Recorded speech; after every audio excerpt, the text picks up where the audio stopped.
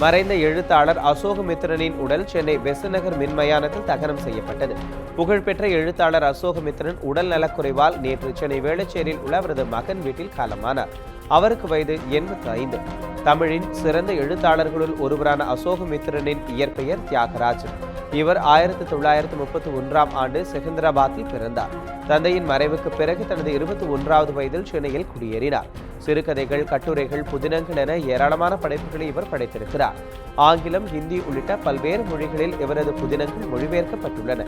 இவரது அப்பாவின் சிநேகிதர்கள் என்ற சிறுகதை தொகுப்புக்கு 1996ஆம் ஆண்டு சாகித்ய அகாடமி விருது கிடைத்திருக்கிறது.